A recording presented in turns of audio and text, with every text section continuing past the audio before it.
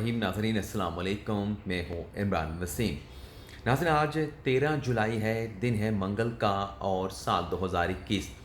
आज के व्लॉग में 3 बड़ी अहम ख़बरें हैं जिसकी तफसीलात आप नाज़रीन के साथ मैंने शेयर करनी है। आज चूँकि मैं खुद ज़ाती तौर पे हॉस्पिटल में एडमिट हूँ तो मेरा वीडियो बनाने का कोई इरादा नहीं था, लेकिन 3 बड़ी अहम ख़बरें थीं तो मैंने सोचा कि अपने नाज़रीन को इन तीनों ख़बरों के हवाले से अपडेट कर दूं। पहले तो आप नाज़रीन को बता देते हैं कि आज चीफ जस्टिस ऑफ पाकिस्तान की सरबराही में जजेस अपॉइंटमेंट के सिलसिले में जुडिशल कमीशन का इजलास होना था। 2010 में 18वीं तरमीम पार्लियामेंट की जानिब से पास की जाती है,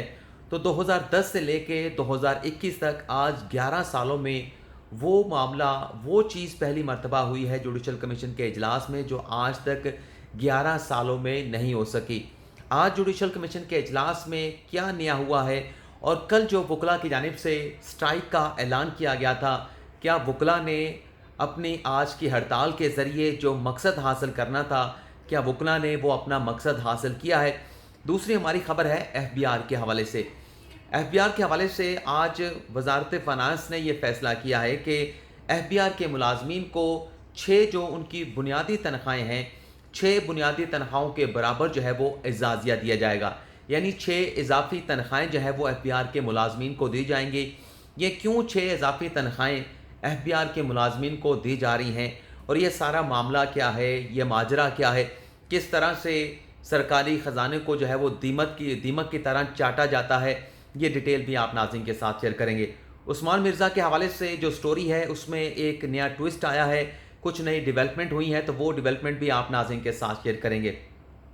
तो सबसे पहले आज की जो हमारी टॉप स्टोरी है उस पर गुफ्तगू का आगाज़ कर लेते हैं, उसकी डिटेल आप नाज़रीन के साथ शेयर कर लेते हैं।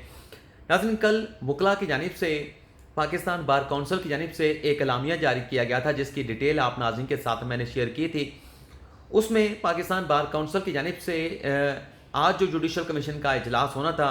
2 जजेस के नाम पर गौर होना था, चूँकि सुप्रीम कोर्ट में 2 जजेस की असामियाँ जो है वो पिछले चंद माह से खाली है। नवंबर 2020 में जस्टिस फैसल अरब जो है वो सुप्रीम कोर्ट के जज की हैसियत से रिटायर्ड हो गए थे, तो एक तो उनकी जगह पर किसी जज को एलिवेट करना था, और 30 अप्रैल को जस्टिस मंजूर मलिक भी सुप्रीम कोर्ट के जज की हैसियत से रिटायर्ड हो गए। तो इन दोनों नशिस्तों पर 2 हाई कोर्ट से जजेस को एलिवेट करना था। 2 नामों पर आज जो है वो जुडिशल कमीशन के इजलास में गौर किया गया। चीफ जस्टिस ऑफ पाकिस्तान की सरबराही में ये जुडिशल कमीशन का इजलास हुआ। इसमें सुप्रीम कोर्ट के 4 सीनियर जज साहबान भी शामिल थे, एक रिटायर्ड जज भी जुडिशल कमीशन का हिस्सा होते हैं। इसी तरह से अटॉर्नी जनरल और वज़ीर कानून भी आज के इजलास का हिस्सा थे।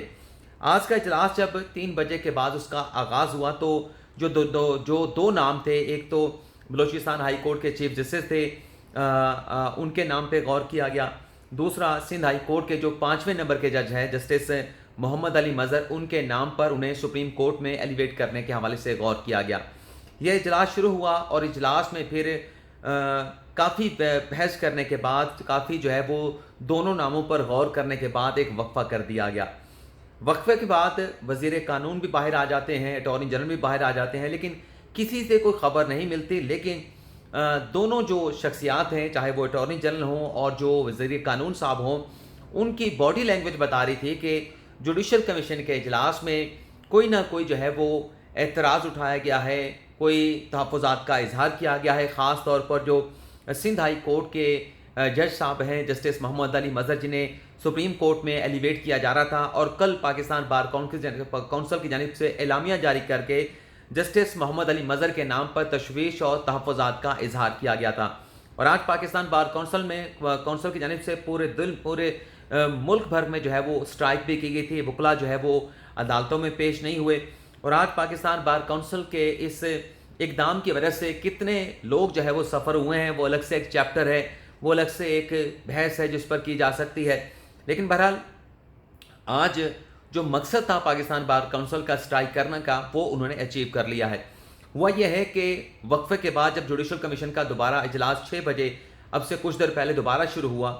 तो बलोचिस्तान हाई कोर्ट के जो चीफ जस्टिस हैं मंदू खेल साहब, उनके नाम की तो सिफारिश करती गई है कि उन्हें सुप्रीम कोर्ट में एलिवेट किया जाएगा और ये मामला हतमी मंजूरी के लिए पार्लिमानी कमेटी को भिजवा दिया गया।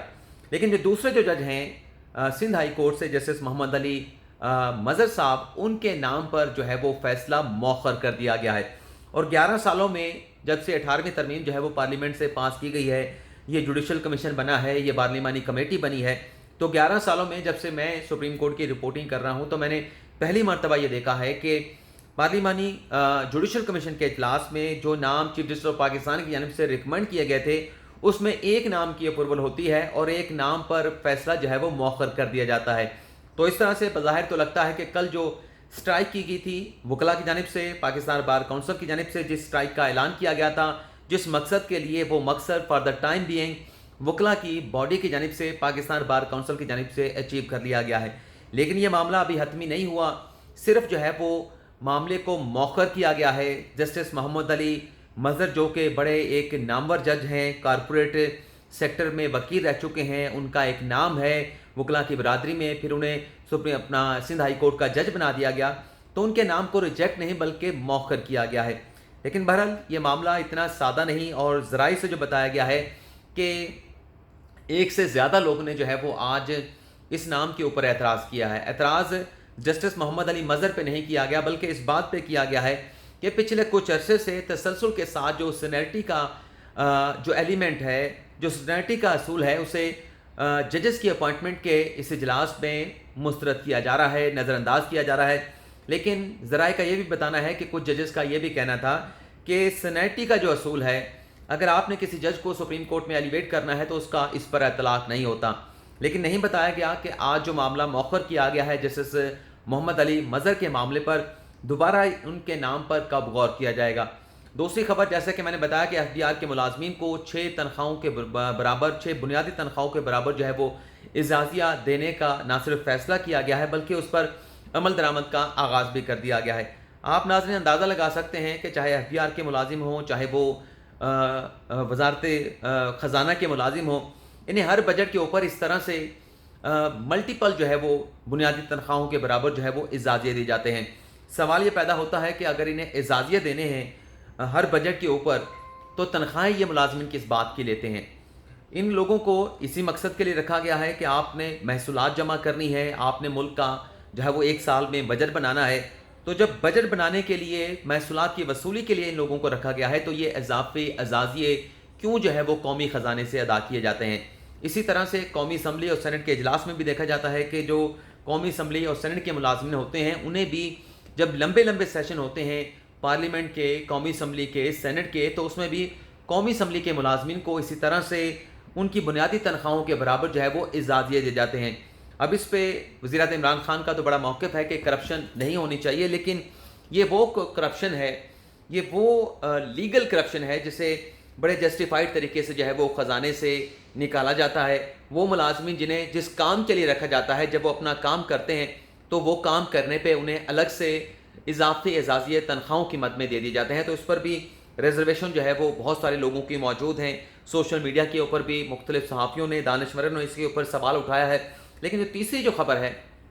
عثمان مرزا اور ان کے ساتھیوں کو 4 دن کا جوڈیشل ریمانڈ ہونے پر آج اسلام آباد کی عدالت میں مجسٹریٹ وقار گوندل صاحب کے سامنے پیش کیا گیا، اور اس میں جو نئے انکشافات سامنے آئے کہ جو جوڑا تھا، جو کپل تھا جسے عثمان مرزا اور ان کے ساتھیوں کی جانب سے ہراساں کیا گیا تھا، پہلے تو یہ خبریں سامنے آ رہی تھیں، یہ 7 لوگ تھے اور انہوں نے ویڈیو بنائی اور اس کے بعد اس لڑکی کو، اس کپل کو ہراساں کیا۔ اب یہ معلومات سامنے آئی ہیں، نئے انکشافات سامنے آئے ہیں کہ یہ کوئی 7 لوگ نہیں تھے بلکہ 14 لوگ تھے، اور 2.5 گھنٹوں کی اس کپل کی جو ہے وہ فلمنگ کی گئی، ویڈیو ریکارڈنگ کی گئی، اور اس موقع پر جب اس کپل کو جانے کی اجازت دے دی گئی ہراساں کرنے کے بعد جنسی طور پہ، مالی طور پہ، تو 6,000 روپے جو اس خاتون لڑکی کے پاس تھے وہ بھی ان سے لے لیے گئے، اور اس کے بعد پھر یہ بتایا گیا کہ مختلف وقتاً فوقتاً جو ہے وہ اس لڑکی سے 11,25,000 جو ہے وہ بھتے کی مد میں، بلیک میلنگ کی مد میں ان عثمان مرزا کے گینگ کی جانب سے، ان کے کرندوں کی جانب سے اس کپل سے وصول کیا گیا۔ لیکن اس میں ایک اور بھی چیز کا انکشاف ہوا ہے، وہ یہ ہے کہ جو موبائل فون ملے ہیں جس میں یہ ویڈیو ریکارڈنگ کی گئی تھی، اس کے ساتھ عثمان مرزا سے جو ہے وہ پسٹل بھی برآمد ہوا ہے، اور آج کمرہ عدالت میں وزیر اعظم عمران خان کے نام کا ذکر بھی ہوا، اور اس بات پہ ذکر ہوا کہ ملزمان کے وکلاء کا یہ کہنا تھا کہ اگر عمران خان نے اس معاملے کا نوٹس لے لیا ہے تو یہ ضروری نہیں کہ جو ملزمان ہیں انہیں پھانسی کے تختے پہ لٹکا دیا جائے. انصاف ہونا چاہیے, قانون کو دیکھا جانا چاہیے, اور کسی قسم کا جو ہے وہ اگر کوئی ملک کا چیف ایگزیکٹو اثر کوئی نوٹس لے لیتا ہے تو اس کا انفلوئنس نہیں لینا چاہیے. لیکن بہرحال یہ ایک چیزیں سامنے آ رہی ہیں کہ وزیر اعظم عمران خان کے نوٹس لینے کے بعد پولیس جو ہے وہ بڑی سوئفٹلی جو ہے وہ اس سارے معاملے کی تحقیقات کر رہی ہے, اور جلد از جلد اس سارے معاملے کا جو چلان ہے, جو تحقیقات ہے, وہ مکمل کرنے کے بعد چلان جو ہے وہ ماتحت عدالت میں جمع کرانے کا ارادہ رکھتی ہے. تو آج کے اس ویلاگ میں ناظرین اتنا ہی. کل شاید ویلاگ نہ ہو سکے, آج چونکہ پہلا دن تھا, آج صرف ٹیسٹ وغیرہ ہو رہے ہیں, اور جو کیا کہتے ہیں اینٹی بایوٹک جو کچھ پورٹلز لگنی ہوتی ہیں وہ لگی ہیں, یہ کنولا لگا ہوا ہے. باقی کل اللہ خیر کرے کلیئر ہو جائیں گے سب چیز سے بھی. دعاؤں میں یاد رکھیے گا. اللہ